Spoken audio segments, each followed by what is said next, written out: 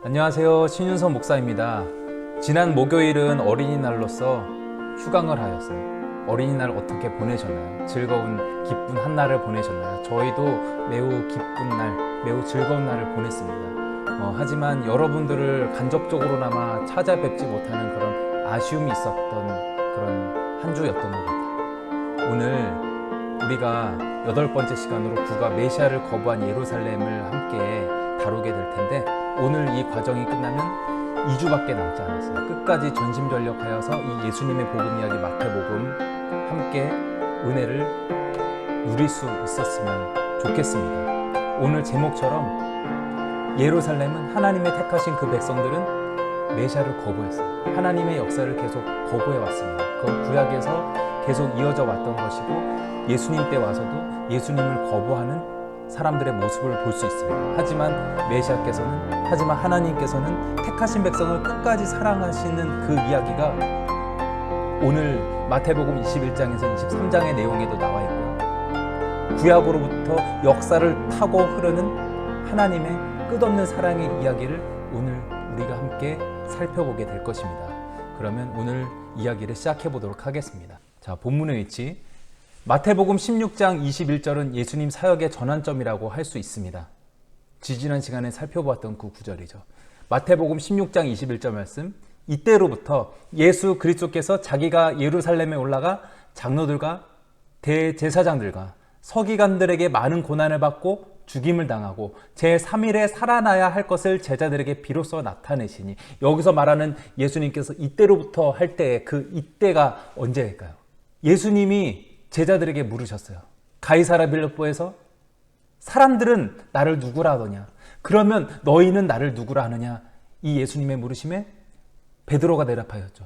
주는 그리스도시요 세상에 오신 하나님의 아들이신 줄 내가 믿나이다라고 고백하였던 그 베드로의 고백, 베드로라는 그 반석에 교회를 세우겠다는 그 약속이 있었던 그때를 말하는 거예요. 그런데 예수님께서는 동시에 자신이 메시아이신 것을 드러내셨을 뿐 아니라 그 메시아가 고난받는 메시아, 십자가 달려 죽는 메시아이심을 드러낸 것이 바로 마태복음 16장 21절이고, 이것이 예수님 사역의 전환점입니다. 오늘 우리가 살펴보는 마태복음 21장에서 23장은 예수님이 예루살렘에 도착하자 종교 지도자들이 곧 반발하는 장면에 초점을 맞추고 있어요. 오늘 본문의 내용에서 예수님은 이들과 논쟁하시고, 또 비유를 통해서 제자들, 사람들의 믿음 없음을 꾸짖으시고, 또 겉만 요란한, 겉은 화려하지만 속은 비어있는, 그 내실은 비어있는 바리새인 서기관들, 이런 사람들을 향해서 화를 선포하시는 내용을 우리가 살펴보게 될 것입니다.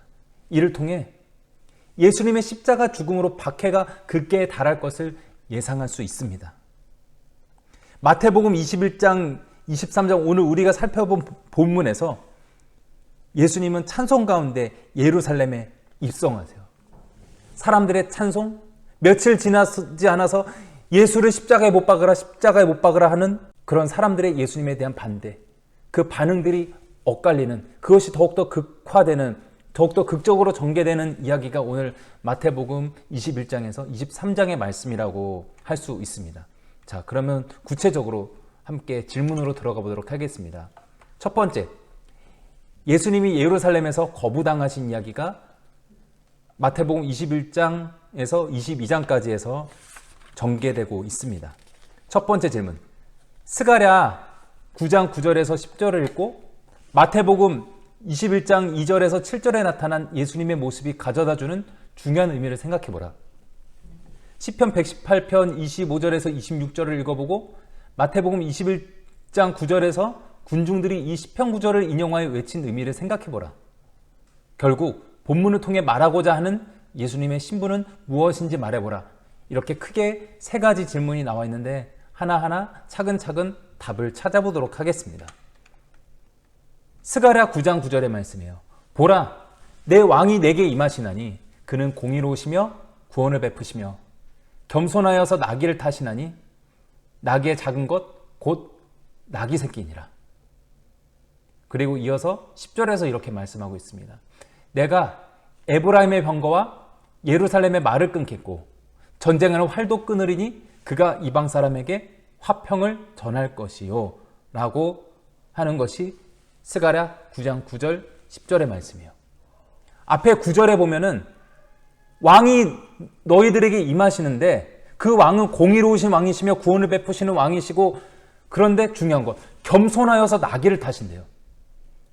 예수님이 예루살렘에 입성하실 때 뭘 타고 들어오세요? 이 그림에서처럼 나귀를 타고 입성하시는 것이죠. 예후가 예루살렘 왕으로 들어올 때, 그 사람들이 들어올 때 종려나무 가지를 사람들이 흔들면서 그 왕의 오심을 환영했던 이야기가 있었고요. 그리고 후에 신구약 중간 시기에 마카비우스가 유대의 왕으로 들어올 때 사람들이 종려나무 가지를 들고 또 환영했던 이야기가 있습니다. 그런데 그들은 다 무력으로 통치하는 왕들이었죠. 세상의 보편적인 그런 무력으로 통치하는 왕의 모습, 강한 군사와 말을 끌고 오는 왕이었지만, 스가랴에서 예언하고 있는 것, 그는 훗날 오실 그 메시아는, 그 평화의 왕은 겸손하여서 나귀를 타고 오신대요. 10절에서 또 뭐라고 말씀하냐면, 병거와 말을 끊겠고 전쟁하는 활도 끊으리니 그가 이방 사람에게 화평을 전할 것이요. 당시 고대 세계나 지금의 통치자들이나 무엇으로 통치해요? 정치력으로 통치하죠. 또 정치력에서 중요한 건 또한 군사력도 있어요. 무력으로, 힘에 의한 통치를 합니다. 그런데 메시아는, 그 훗날 메시아가 오시면 그 메시아는 그 전쟁하는 말과 활과 병거와 이런 것들을 다 없애고 끊고 오직 사람들에게 화평을 전하는 평화의 왕으로 오신다라고 스가랴서에서 예언하고 있어요. 낙이 타는 왕, 무력을 거부하는 왕, 겸손한 왕. 당시 사람들에게 겸손은 미덕이 아니라 나 잘났어, 나 힘이 있어 라고 과시하는 게 미덕이었어요. 하지만 겸손의 왕, 낙이 타고 오시는 왕, 말 타고 오는 왕은 무력을 상징하는 반면에 낙이 타고 오는 왕은 약함, 겸손함을 상징하고 있습니다. 마태복음 21장 2절에서 7절의 말씀에서는 그 스가랴의 예언이 예수님을 통해서 그대로 성취가 돼요. 스가랴의 예언대로 예수님은 낙이 타고 예루살렘 성에 입성하세요. 다른 왕들, 예루살렘에 입성하는 그 왕들에게 사람들이 종려나무 가지를 흔들며 또 자기의 겉옷을 펴서 땅에 까는 것 똑같은데, 그들은 낙이 타고 들어오는 왕들은 아니었습니다. 하지만 스가랴의 예언대로 예수님은 낙이 타고 예루살렘 성에 들어오시는 겸손의 왕이심을 우리가 스가랴서의 말씀과 마태복음 21장의 말씀을 통해서 볼 수 있습니다. 자, 두 번째 질문. 시편 118편 25절에서 26절을 읽어보고 마태복음 21장 9절에서 군중들이 이 시편 구절을 인용하여 외친 의미를 생각해보라. 118편 25절에 여호와여 구하옵나니 이제 구원하소서 라고 외치고 있어요. 자, 여기서 여호와여 구하옵나니 이제 구원하소서, 이거를 히브리어로 하면 호쉬아나예요. 그것을 헬라어로 음역하여 바꾼 것이 바로 우리가 잘 알고 있는 말 호산나, 우리 자주 부르는 찬양 중에 있는 그 호산나예요. 우리가 구하옵나니 우리를 구원하소서, 주여 오셔서 구원하소서, 이것이 바로 호쉬아나, 호산나예요. 시편 118편에 나와 있는 이 말씀이 마태복음 21장 9절에서 백성들의 함성을 통해서 그대로 성취가 돼요. 구약으로부터 이어져 왔던 호산나, 오셔서 구원하소서, 메시아시여 구원하소서라는 그 메시아 소망을 지금 군중들의 외침 속에서 그 말이 외쳐지고 있는 거예요. 이 본문을 통해서 스가랴에서나 시편 118편에서나 오늘 마태복음에서나 이야기하고 있는 것, 거기서 알 수 있는 예수님의 신분은 바로 예수님은 왕이시라는 거예요. 그런데 어떤 왕이요? 무력으로 통치하는 왕이 아니라 사랑으로 다스리는, 평화로 다스리는 겸손의 왕이요. 무력을 거부하는 왕이요. 예수님은 그런 왕으로 이 땅 가운데 오셨고 또한 예루살렘 성에 입성하셨음을, 이 호산나 그 의미임을 오늘 이 본문을 통해서 우리가 살펴볼 수 있습니다. 자, 다음 질문입니다. 마태복음 21장 18절에서 27절에서 예수님은 무화과나무를 저주하신다. 이 무화과나무는 외관상으로만 열매가 있는 것처럼 보였기 때문이다. 이 장면은 앞으로 한 주 동안 예루살렘에서 일어날 일들을 비유로 보여주시는 것이다. 여기서 무화과나무가 상징하는 것은 무엇인가? 예수님이 무화과나무를 심판하신 행동은 무엇을 상징하는가? 자, 무화과나무가 무엇인가요? 없을무, 꽃화, 꽃이 없는 나무라는 뜻이 무화과이죠. 무화과 여러분들 많이 아실 거예요. 무화과 꽃이 없지는 않아요. 이 열매 속에 꽃이 숨어 있는 꽃이 무화과입니다. 근데 예수님이 무화과 나무를 보시고 저주하세요. 이제부터 영원토록 너가 열매를 맺지 못하리라라고 무화과 나무를 저주하시는데 이 마태복음에는 나와 있지 않은 내용이에요. 그런데 마가복음에 보면 이는 무화과의 때가 아님이라라고 말씀하고 있어요. 무화과가 열매 맺을 그 철이 아니라는 거예요. 그 시즌이 아니라는 거예요. 그런데 왜 예수님은 때도 아닌, 열매가 열릴 때도 아닌 무화과 나무를 저주하셨을까요? 자, 그것은 우리가 이 무화과 나무의 열매, 이 원어를 알아야 그 의미를 제대로 알 수 있습니다. 무화과의 첫 열매와 나중 열리는 열매의 그 원어가 달라요. 무화과의 첫 열매를 파게라고 해요. 그리고 5번에 걸쳐서 열리는 무화과의 나중 열매를 테나라고 해요. 그래서 예수님이 자주 지나가시고 머무셨던 그곳, 또 예수님이 이 마지막 때, 마지막 일주일에 지나가셨던 그곳, 베다니 벳박에도 파게의 집, 또 테나의 집이라는 뜻을 가지고 있습니다. 그곳에서 무화과 나무가 많이 나는 그런 지역이었어요. 이 파게를 보면, 무화과의 첫 열매를 보면 테나, 나중 열매가 어떠한지를 알 수 있어요. 예수님이 이때 무화과 나무를 저주하신 것은 테나가 아니라 파게, 첫 열매가 열릴 만한 때였고 테나는 아직 열리지 않을 때였죠. 그런데 파게가 보니까 이 첫 열매를 보니까 첫 열매가 너무 별론 거예요. 나중에 테나, 그 나중 열매도 뭐 풍성하게 열릴 그런 가능성이 없어 보여요. 자, 속된 말로 해서 정말 싹수가 없는 그런 나무인 거예요. 싹수 없다, 나쁜 말이 아니에요. 이 싹수가 없고 싹수가 노랗다는 거는 그 싹이 노랗기 때문에 이게 잘 자랄 가능성이 없다. 이 싹의 그 아지, 싹의 그 시작이 잘못되어서 이제 나중에 큰 열매를 맺을 가능성이 보이지 않는 그런 양상을 일컬어서 우리가 싹수가 없다, 싹수가 노랗다, 더 좀 속된 말로 싸가지가 없다라고 이야기를 하죠. 이 무화과 나무가 예수님이 당시에 저주하신 그 무화과 나무의 상태가 그런 싹수가 없는 그런 나무였다는 거예요. 파게를 보면 테나를 합니다. 파게가 별로면 테나, 나중 열매도 별로예요. 예수님은 이 무화과 나무라는 그 상징을 통해서 무화과 나무를 저주하고 있는 것이 아니라 예수님의 제자들의 그 믿음을 책망하고 계신 거예요. 입만 무성한, 하지만 열매는 없는 그 무화과 나무와 같이 잎사귀는 무성하지만 정작 그 믿음의 열매가 제대로 나타나지 않는, 정말 신앙의 풍성한 열매를 맺지 못한 그 제자들의 믿음을 비유적으로 보여주고 있는 것입니다. 제자들 대부분 예수님을 3년 동안이나 따라다녔어요. 예수님과 동고동락했어요. 그래도 그들에게 열매가 없어요. 예수님은 그 제자들의 믿음 없음, 열매 없음을 책망하고 계신 것입니다. 자, 다음 질문입니다. 성전에서 지도자들이 예수님과 대면하자 예수님은 그들의 무지함과 마음의 악한 동기들을 드러내신다. 그리고는 3가지 비유적인 이야기를 들려주신다. 각 이야기들은 현 시점까지의 이스라엘의 이야기를 재구성한 것이다. 이 3가지 이야기에서 예수님이 이스라엘 종교 지도자들에게 전하고자 하는 핵심 메시지는 무엇인가 라면서 이 예수님의 비유 이야기가 3가지 시리즈가 쭉 나오고 있어요. 자, 이 질문을 먼저 잘 이해하셔야 됩니다. 이 질문의 요지가 무엇인가요?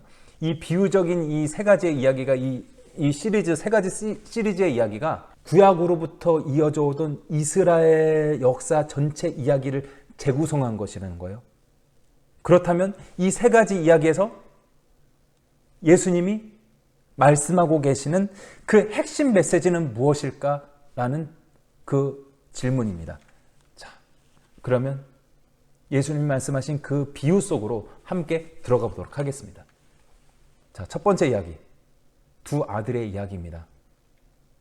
아버지가 두 아들에게 포도원에 가라고 지시를 해요. 그때 첫째 아들은 네 아버지 제가 가겠습니다. 순종하겠습니다. 라고 했는데 나중에 마음이 변심해서 안 가요. 근데 둘째 아들은 얘야 너 포도원에 가서 일해라. 아버지가 그렇게 하시니까 아 저 싫어요 안 해요. 저 못해요. 띵까띵까 하려고 했는데 생각해보니까 아버지한테 너무 죄송한 거예요. 그래서 뉘우치고 포도원에 일하러 갔어요. 이것은 비유입니다. 각자가 상징하고 있는 것이 있어요. 아버지는 물론 하나님 아버지를 상징하는 것이겠죠. 그리고 첫째 아들은 구별된 유대인들. 하나님의 말씀을 율법을 받은 유대인들을 상징하는 것이 바로 첫째 아들이에요. 둘째 아들은 이 마태복음 21장 28절에서 32절 말씀에 예수님이 적나라하게 드러내세요. 그 둘째 아들이 무엇을 상징하고 있는지요. 세리, 창녀들이 먼저 하나님 나라의 유업을 얻었다라고 그렇게 예수님께서 말씀하고 계세요. 세리, 창녀, 하나님의 구원의 집에 들어올 수 없었던 부정한 자라고 일컬어질 만한 그런 이방인들을 상징하는 게 둘째 아들이라는 거예요. 그렇다면 이 두 아들 이야기에서 예수님이 말씀하고 계신 그 핵심 메시지가 무엇일까요? 우리가 지금 하고 있는 이 전체 신앙학교 코스가 예수님의 복음 이야기, 이스라엘 선생님의 복음 이야기라고 하였죠. 마태복음의 핵심, 유대인의 복음이에요. 유대인의 복음서가 마태복음이에요. 유대인들에게 이 복음의 교리를 쉽게 설명하기 위해서 또한 세례자 교육의 좋은 지침서로서 그렇게 구성된 것이 마태복음이에요. 마태복음, 유대인의 복음서입니다. 그러나 마태복음에서도 유대인들의 그 신앙을 적나라하게 까고 있어요. 예수님은 하나님의 뜻을 저버린 유대인들을 이 비유를 통해서 비판하시는 거예요. 둘째 아들 같은 세리, 창녀, 이방인들 이런 사람들은 복음을 거부하고 그 하나님의 사랑을 거부한 사람들이었는데 나중에 그것에 순종하여서 하나님께 나온 사람들이다. 그런데 첫째 아들인 구별된 유대인들, 하나님의 말씀을 이전에 맡았던 이 사람들은 하나님의 뜻을 저버렸다. 유대인들은 오히려 그런 하나님의 그 선택, 하나님이 그 세우신 그 처음 사랑을 거부하였다라고 그렇게 예수님께서 유대인들을 비판하는, 유대인들의 믿음 없음, 유대인들의 순종하지 않는 그 모습을 이 두 아들 이야기라는 비유를 통해서 말씀하고 계신 것입니다. 자, 다음 이야기. 포도원 농부 이야기예요. 자, 본문의 이야기 이러합니다. 포도원 주인이 포도원을 새로 주고 외국에 출장을 갔어요. 그리고 새로 줬으니까 이 주인은 새를 받아야죠. 그냥 내깔려줄 수 없고 새를 받아야죠. 그래서 어떻게 해요? 주인의 종들을 이 포도원의 농부들한테 보내요. 그래서 새를 받으려고 해요. 그런데 농부들의 반응이 어땠나요? 주인의 종들을 심히 때리고 죽이고 돌로 쳤어요. 포도원 주인이 그렇게 종들을 2번 보내는데 2번 다 똑같이 심히 때리고 죽이고 돌로 쳤어요. 그래서 포도원 주인은 생각했어요. 이제는 마지막에 아들을 보내면 내 아들이니까 이 아들은 존대해 주겠지. 아들한테 잘해 주겠지. 아들한테 새를 주고 이 전에 종들처럼 그렇게 박대하고 죽이고 돌 던지고 하지 않겠지 라고 생각을 했는데 농부들의 반응이 어때요? 이는 상속자니 자 죽이고 그의 유산을 차지하자 하면서 밖으로 끌고 나가서 포도원 밖으로 끌고 나가서 이 아들을 죽였더라. 그 이야기가 포도원 농부 이야기, 이 비유의 이야기입니다. 자, 여기서도 이 포도원 주인이 무엇을 상징하나요? 하나님 아버지이죠. 이 포도원 주인 보면 참 그래요. 이 종들을 보냈을 때 농부들이 이 종들을 심히 때리고 죽이고 돌로 쳤잖아요. 그러면은 아들이라고 아들한테 잘해 주겠어요? 아들도 당연히 죽이겠죠. 더 죽이겠죠. 더 빼앗겠죠. 그런데 마지막에 아들을 보내면 아들은 존대하리라라고 생각을 해요. 이 포도원 주인은 이 농부들을 믿네요. 2번씩이나 종들을 보내서 그렇게 당했는데도 사람들을 믿네요. 저는 이 이야기를 통해서 하나님 아버지는 정말 진정한 휴머니스트구나 라는 것을 깨닫게 돼요.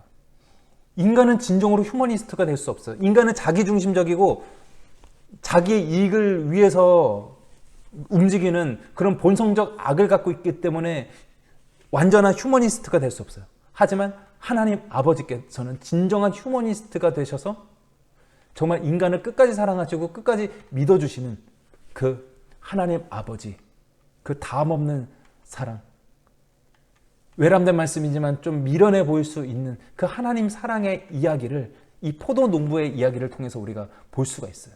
하나님께서 주의 종, 제사장, 선지자들, 이 포도원 이야기에서 상징되고 있는 그 포도원 주인의 종들을 그렇게 계속 보내셨어요. 구약에서 계속 보내셨죠. 하나님의 택하신 사람, 하나님의 기름 부어 세우신 사람들을 계속 보내셨죠. 그런데 어떻게 해요? 이스라엘 백성들이 그 하나님의 보내신 사람들, 주의 종 선지자들을 거부했어요. 그들의 메시지를 듣지 않았어요. 그리고 마지막에 아들을 보내신다라고 구약에서 예언을 하였고 그 예언에 따라서 예수님께서 오셨죠. 그런데 어떻게 해요? 아직 이때는 예수님이 돌아가시지 않았으나 훗날 될 이야기들을 우리는 알고 있죠. 사람들이 이 아들을 죽였어요. 하나님의 아들, 하나님의 독생자 예수 그리스도를 죽였습니다. 예수님이 이 포도 농부 이야기를 통해서 하고 계신 그 핵심적인 메시지는 그럼에도 불구하고 아들을 보내시는 하나님의 사랑 이야기, 그리고 메시아, 인자인 나 예수가 앞으로 그렇게 십자가 달려 죽게 될 것이다 라는 순한 예고를 하시고 계신 이야기입니다. 자, 다음 마지막 세 번째 이야기, 혼인잔치 이야기예요. 한 임금이 혼인잔치에 사람들을 초청했어요. 이 본문에 나와 있지 않지만 당시 고대 사회의 그 관습에 따르면 혼인잔치에 사람들을 초청할 때 그 잔치에 올 예복까지 같이 보내요. 그런데 사람들의 반응이 어때요? 초청을 받은 한 사람은 자기 밭으로 가서 일하러 가요. 그리고 한 사람은 자기 사업하러 가버려요. 그래서 이 임금이 이제 큰일 났어요. 잔치집을 채워야 되는데 어떻게 해요? 길에 가서 내 거리에 나가서 사람을 만나는 대로 혼인잔치에 청하여 오라라고 사람들에게 시켜요. 그렇게 해서 이 사람 저 사람 예정되지 않은 많은 사람들이 막 들어와요. 물론 그 사람들에게도 초청하고 예복까지 보냈겠죠. 그런데 이 그림에서 보는 것 같이 예복 입지 않은 사람이 있었어요. 이 사람을 보고 임금은 화를 내요. 이 예복 입지 않은 사람 내쫓아버리라고요. 여기 핵심적인 메시지가 있습니다. 요한계시록에서 하나님 나라를 혼인잔치에 비유하고 있어요. 즉 혼인잔치는 하나님 나라의 잔치라고 말할 수 있고, 좀 어려운 얘기인데 종말론적 잔치라고 할 수 있어요. 마지막 날에 이루어질 그런 완전한 그 잔치의 이야기, 그것을 비유적으로 보여주는 것이라고 할 수 있습니다. 하나님의 부르심을 거부하는 사람들의 모습을 볼 수 있고요. 합당하지 않게 천국 잔치에 나온 사람들의 모습을 볼 수 있습니다. 이 비유를 통해서 말이죠. 그래서 우리가 주님의 청하심에 의해서 주님께 나오는 것 중요하고, 또한 합당한 예복을 가지고 합당한 행실을 가지고 그 잔치자리에 나가는 것이 중요하다는 것, 우리가 이 비유를 통해서 볼 수 있는 메시지입니다. 자, 다음 질문입니다. 예수님의 비유에 대한 반응으로 유대 지도자들은 어떻게 하면 예수를 말의 올무에 걸리게 할까 상의하기 시작한다. 이들은 곧 세 가지 연속된 질문을 통해 예수님을 시험한다. 바리새인들의 첫 번째 질문에 대한 예수님의 답변의 요지는 무엇인가? 두 가지 측면을 고려하여 생각해보라. 동전에는 로마 황제 가이사의 형상이 새겨져 있고 모든 사람에게는 하나님의 형상이 새겨져 있다. 대답입니다. 바리새인들이 예수님께 물어봤어요. 가이사에게 세금을 바치는 것이 옳으니까 옳지 아니하니까 라고 하자 예수님이 대답하시죠. 이 형상과 글이 누구의 것이냐? 가이사의 것을 가이사에게, 하나님의 것은 하나님께 바치라 라고 말씀하셨어요. 정말 동전을 보니까 가이사, 황제 카이저의 그 형상이 새겨져 있었죠. 우리가 하나님의 형상으로서 하나님의 자녀로서 하나님께 충성하는 것 지극히 당연한 거예요. 유대인들 하나님의 뜻을 제대로 이해하지 못하고 하나님의 뜻을 거부하고 있다고 하였을지라도 그들이 하나님의 자녀라는 것, 하나님의 형상으로 지어진 존재라는 것 누구도 부정할 수 없었어요. 그래서 하나님께 충성하는 것은 당시 유대인들에게 당연한 이야기였어요. 그런데 여기서 또한 중요한 것은 가이사의 것은 가이사에게, 황제의 것은 황제에게, 즉 제국에도 충성해야 된다는 거예요. 제국을 통치하고 있는 황제와 권력에도 충성해야 된다는 것입니다. 왜 충성해야 돼요? 왜 순종해야 돼요? 하나님께 충성하고 하나님께 순종하는 것 당연한 건데 왜 제국에 충성해야 될까요?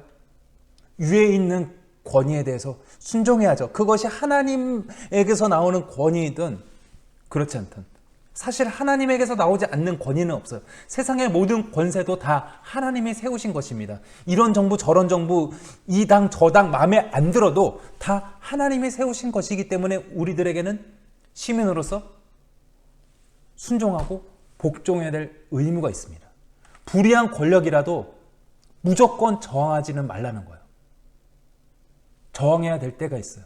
법률, 이것을 바꿔서 율법이라고도 하죠. 어쨌든 그 법이 있어요. 도덕적 법이 있고 또 사회에 정해진 사회법이 있어요. 그런데 우리는 그것을 뛰어넘는 신적 법, 신유를 믿는 사람들이에요. 우리가 하나님의 사람들로서 세상의 법보다 더 중요한 것, 하나님의 정의, 하나님의 사랑, 하나님의 공의, 하나님의 법, 이것을 성취해 나가는 것, 이것을 지켜나가는 것이 너무나도 중요합니다. 세상의 법은 바뀌어요.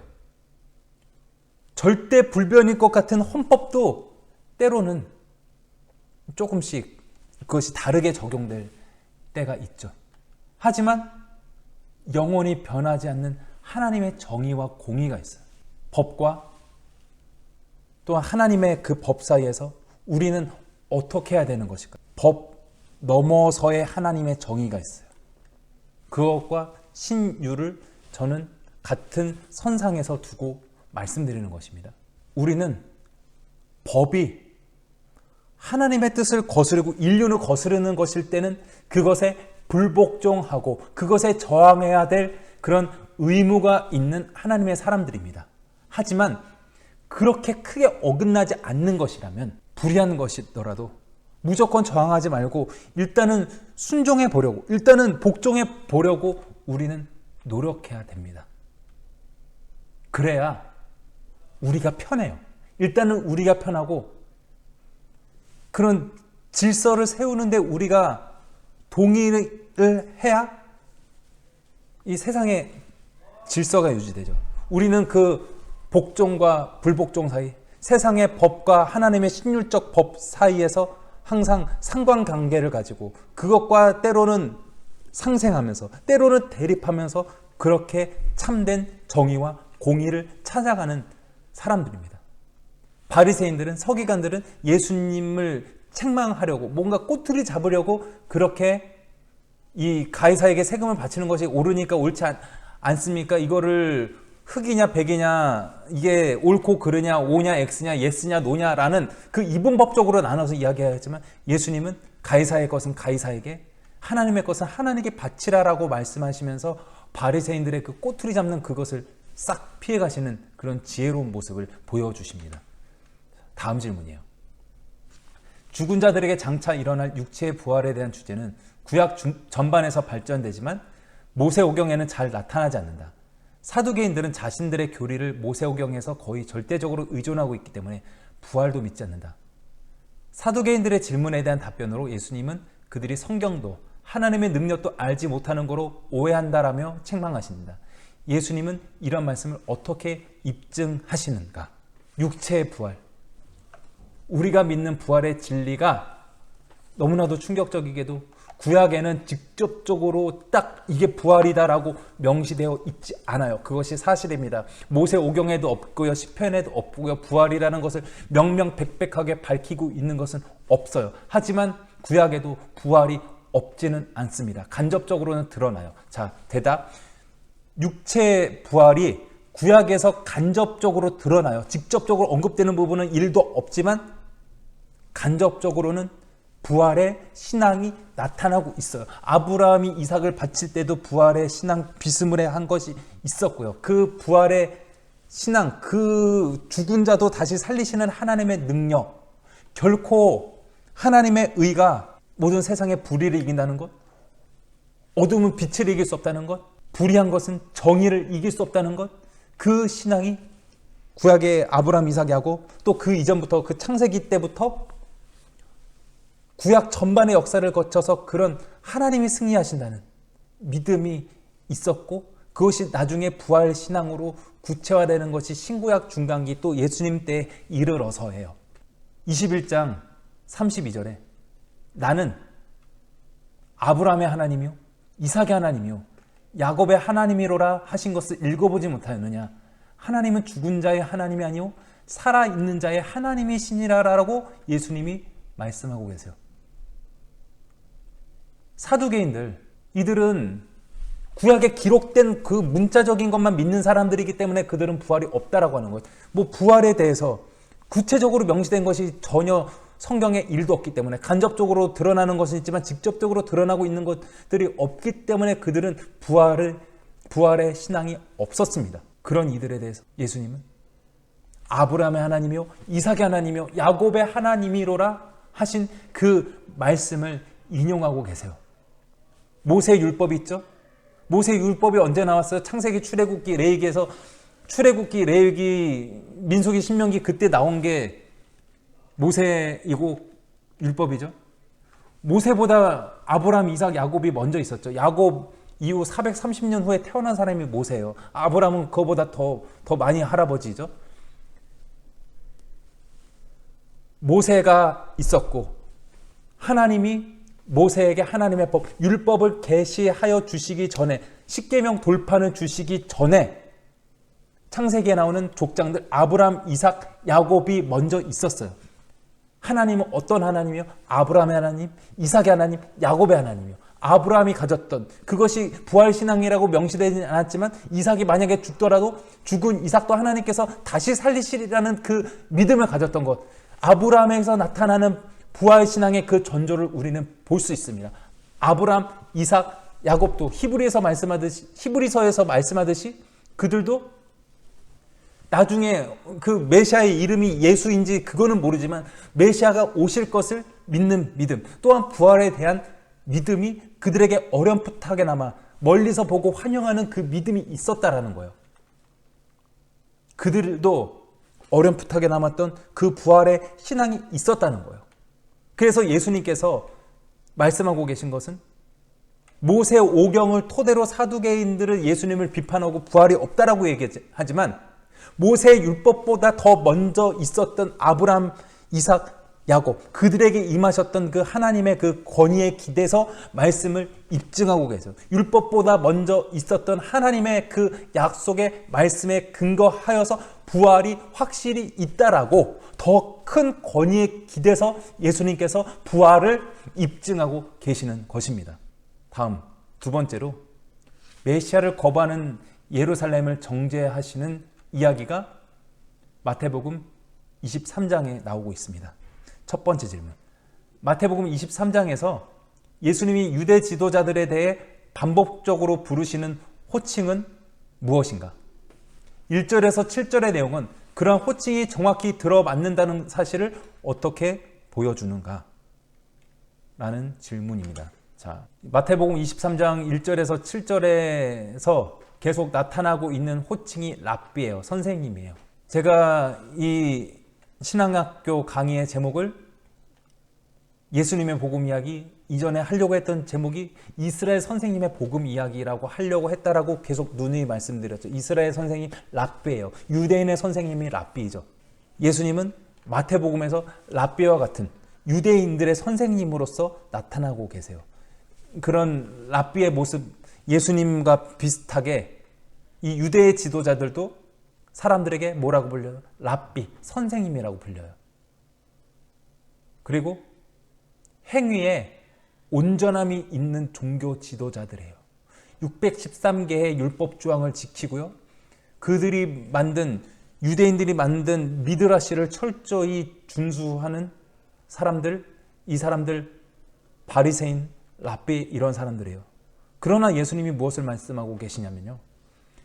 그들이 가르치는 것은, 그들이 가르치는 그 교리, 그 율법은 행하고 지키되 그들의 행실은 따르지 말라고 하세요. 왜요? 그들을 율법대로 고지고대로 잘 지키는 그런 엄격한 사람들인데요. 말만 하고 행하지 않기 때문에, 그들이 율법을 진정으로 실천하는 사람들이 아니기 때문에 그들의 행실을 본받지 말라고 하고 계시는 거예요. 그런데 그들이 행하지 않나요? 행해요. 율법을 철저하게 지켜요. 손 씻는 정결법 철저히 지키고, 뭐 먹으면 안 된다, 뭐 어떻게 하면 안 된다, 안식일에는 뭐 몇 걸음 걸으면 안 된다, 그런 아주 세밀한 조항들 다 지켜요. 근데 뭘 안 행한다는 거예요? 율법의 핵심, 십계명의 핵심, 하나님 사랑, 이웃 사랑이에요. 그런데 그 교리에 얽매여서, 그 율법이라는 그 법 조항에 얽매여서 그 율법 조항은 지키고 있지만 하나님 사랑, 이웃 사랑을 제대로 실천하지 못하고 있기 때문에 그들이 무언가를 행하고 있지만 진정으로 하나님의 뜻을 행하지 않는다라고 그들을, 그 바리새인들, 그 랍비들을, 예수님이 그 유대 지도자들을 비판하고 계신 거예요. 본질을 놓치면서, 본질인 하나님 사랑, 이웃 사랑을 놓치면서 그 교리라는 그 껍데기만 붙잡고 있는, 율법이라는 그 껍데기만 붙잡고 있는 그들을 예수님이 지금 비판하고 계시는 것입니다. 진정한 랍비이신, 진정한 이스라엘의 선생님이신 예수님과 너무나도 비교되는 랍비들, 무언가는 행하고 있지만 진정한 그 율법의 핵심은 놓치고 있는 그 랍비들의 모습을 안타까워하시면서 비판하는 이야기가 마태복음 23장 1절에서 7절에 나타나고 있습니다. 다음 질문입니다. 예수님이 지도자들에게 선포한 7가지 화에서 현저하게 두각되는 쟁점들을 요약해보라. 자, 그래서 예수님이 화 있을진저라고 하신 7가지 시리즈, 마태복음 23장 13절에서 36절까지 해서 이어지고 있는데, 그거 한번 간단하게 정리해 봤어요. 그래서 이 사람들이 어떻게 해야 될지, 그것은 다 공통된 이야기이기 때문에 그것은 정리하지 않았고, 어떤 것을 비판하고 계신지에 대한 거를 표로 이렇게 정리해 봤습니다. 외식하는 서기관과 바리새인들이여, 너희들에게 화가 있도다. 너희들은 천국문을 닫고 너희도 들어가지 않는다 라고 하신 게 첫 번째. 두 번째, 또 외식하는 서기관과 바리새인들아, 너희에게 화가 있도다.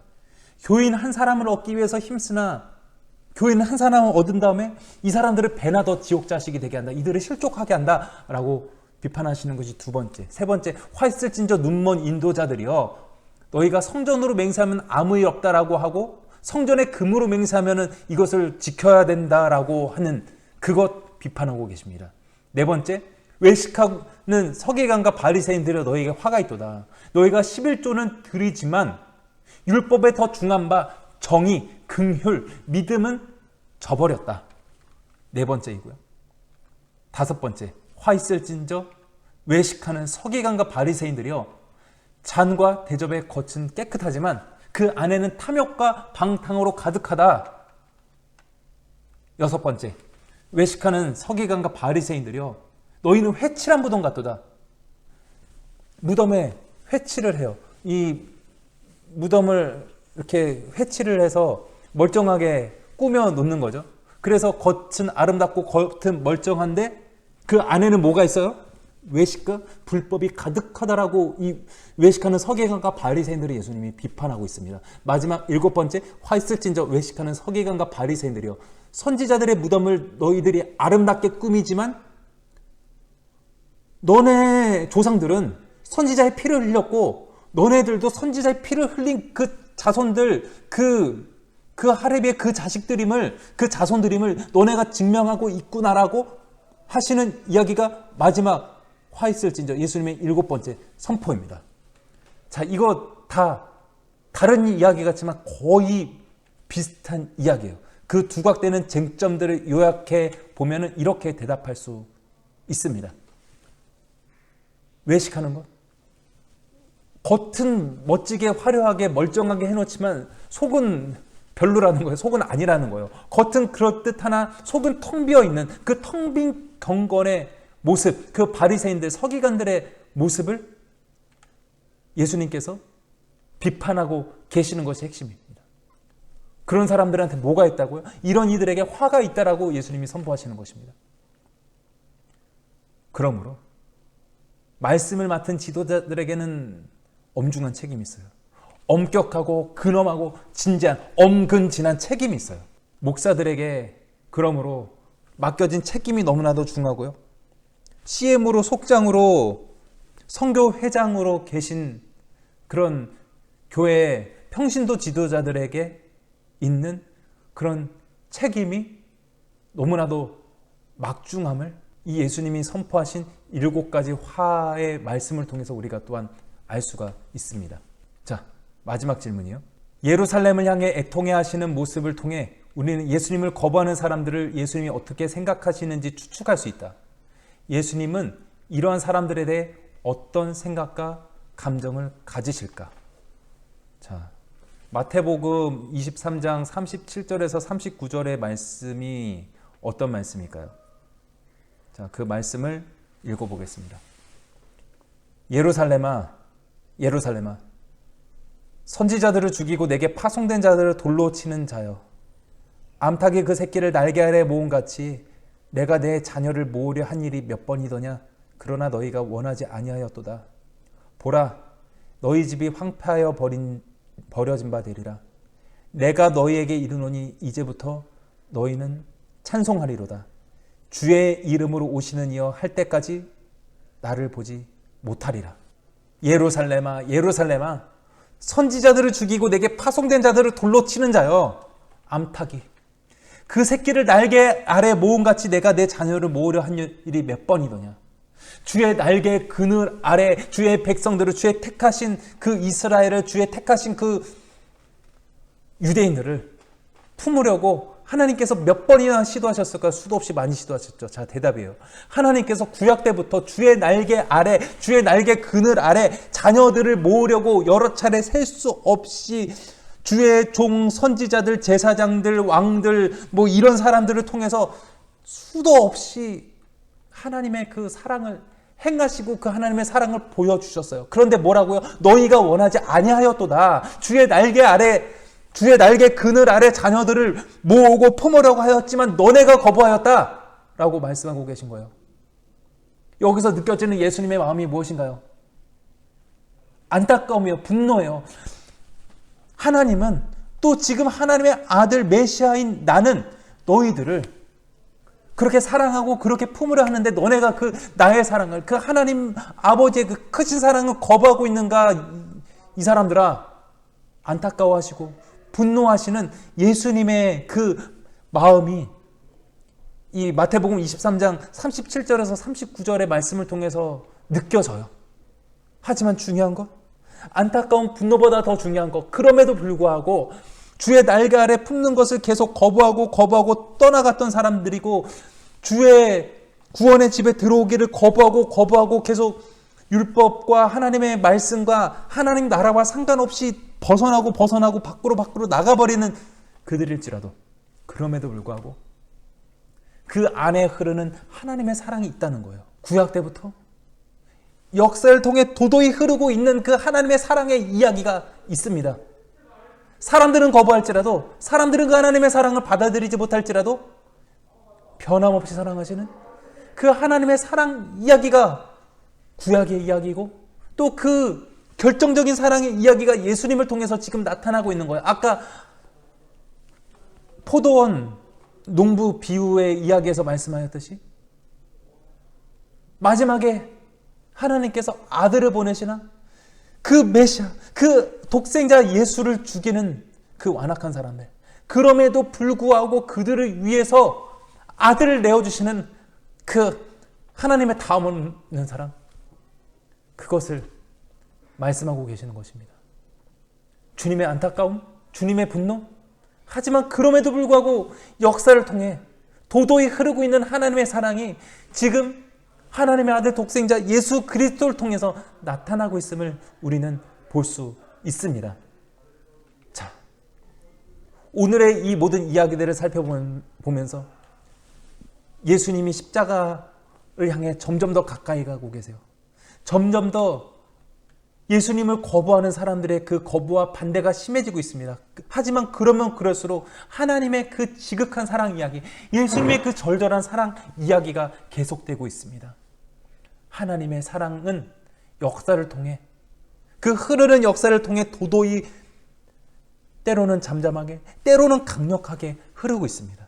그래서 저는 오늘 신앙학교를 준비하면서 이런 찬양이 생각이 났어요. 여러분 많이 모르시는 찬양일 수 있어요. 흐르네 하나님 사랑이라는 어노인팅이라는 찬양팀의 그 찬양이에요. 아버지 사랑은 우리의 인생을 지나 흐르고요. 하나님 아버지의 그 사랑과 하나님의 그 역사는요, 모든 역사를 뚫고서, 모든 시간을 뚫고서 그렇게 오시는 그 하나님의 사랑의 이야기가 구약의 이야기이고 또한 신약의 이야기임을 우리는 볼 수 있습니다. 이 시간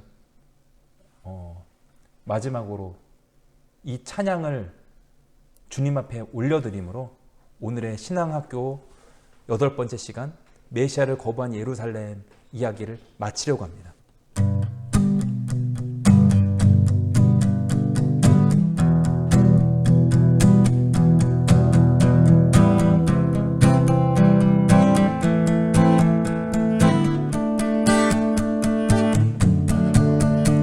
사랑 누구도 빼앗을 수 없고 주의 성실 조건에 흔들리지 않네.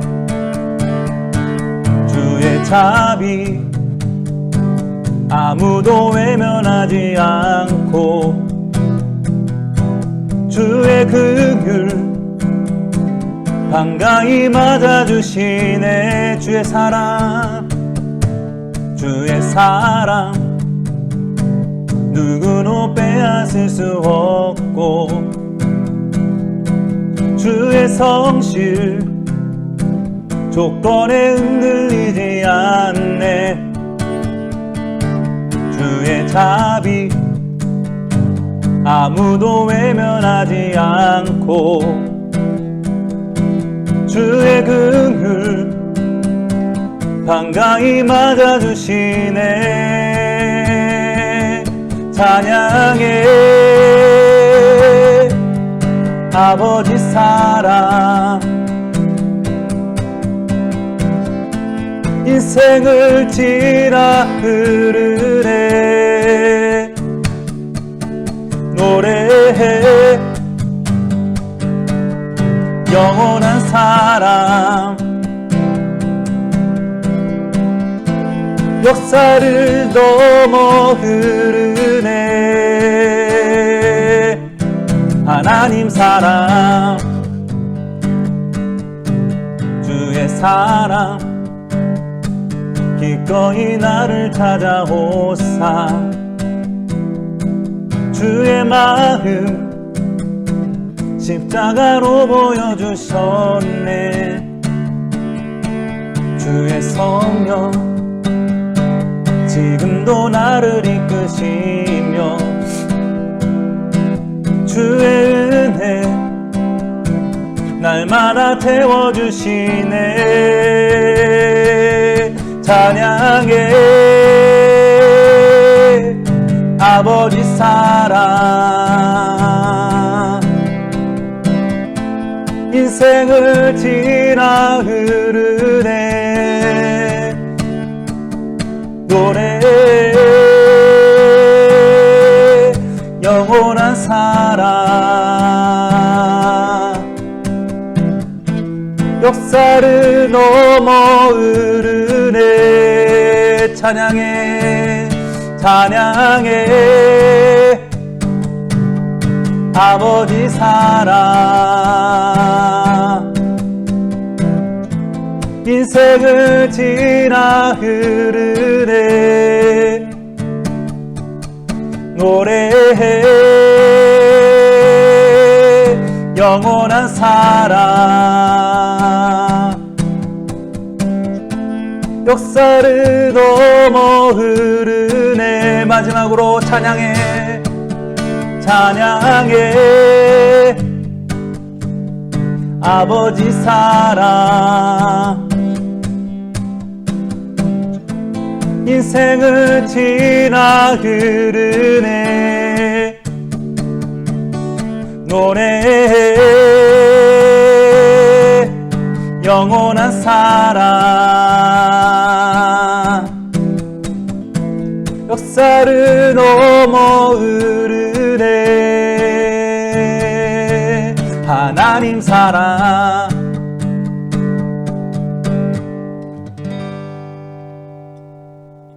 기도하겠습니다. 저 무지한 사람들 메시아 죽였네 라는 찬양의 가사와 같이 예수님은 세상을 향한 하나님이 세상을 이처럼 사랑하사 독생자를 주셨다는 그 말씀에 그 사랑의 최고봉으로서 십자가의 죽음을 향해서 점점 달려가시건만 예수님이 십자가에 가까워지실수록 예수님을 반대하는 그 사람들의 그 반대, 그 멸시가 더욱더 더해져감을 오늘 말씀을 통해서 우리가 보게 됩니다. 포도원 농부가 종을 보내는 그 비유에서와 같이 종들을 보내고 또 보내도 그들을 심히 때리고 죽이고 돌로 치고 또한 마지막 때에 아들은 존대하겠지라고 생각하면서 아들을 보내지만 이는 상속자니 저를 죽이고 유산을 차지하자라고 하고 그렇게 아들을 죽이는 그 사람들의 완악한 모습을 통해서 우리 자신을 우리가 살펴보게 됩니다. 주님, 때로는 우리가 하나님의 뜻을 거슬려 십자가의 원수로 행하고 메시아를 거부한 사람들의 그 미련한 모습이 때로는 우리의 모습이기도 합니다. 하지만 미련한 우리, 연약한 우리, 때로는 악한 우리, 때로는 비겁한 우리, 그런 우리들을 위해서 그럼에도 불구하고 우리를 위해서 찾아오신 그 하나님의 사랑, 다함이 없는 하나님의 사랑, 기꺼이 나를 찾아오신 주님의 사랑, 우리의 인생을 지나 흐르고 모든 역사를 뚫고서 오시는 그 하나님의 사랑을 의지하기에 우리가 하나님의 자녀로 이 땅 가운데 여전히 설 수 있음을 믿습니다. 그 하나님의 사랑, 그 다음 없는 사랑을 의지하여서 이 땅 가운데 주님의 제자로서 살아가는 저희들 될 수 있도록 인도하여 줍시고 마태복음의 이 과정을 통해서 우리가 성경을 더욱더 깊이 알게 되고 더욱더 하나님의 사랑 이야기를 우리 개인에게 다가오시는 하나님의 이야기로 하나님의 사랑 이야기로 우리 개인에게 친밀하게 말씀하시는 그 말씀을 우리가 듣게 하여 줍시고 또한 모든 역사를 통해서 섭리하시는 하나님의 섭리와 경륜 모든 역사와 모든 시간을 뚫고 모든 공간을 뚫고 오시는 그런 하나님의 사랑의 그 역사를 목도하며 또한 그 하나님의 역사에 동참하는 주님의 사람들 우리 한 사람 한 사람 다 될 수 있도록 주여 인도하여 주시옵소서. 주님께서 우리의 삶 가운데서 함께하여 주사 주님의 빛을 주님의 그 사랑을 주님의 영광을 드러내심을 믿사오며 이 모든 것 우리 주 예수님의 이름으로 기도드리옵나이다. 아멘. 감사합니다. 수고하셨습니다. 다음 주에 또 뵙겠습니다.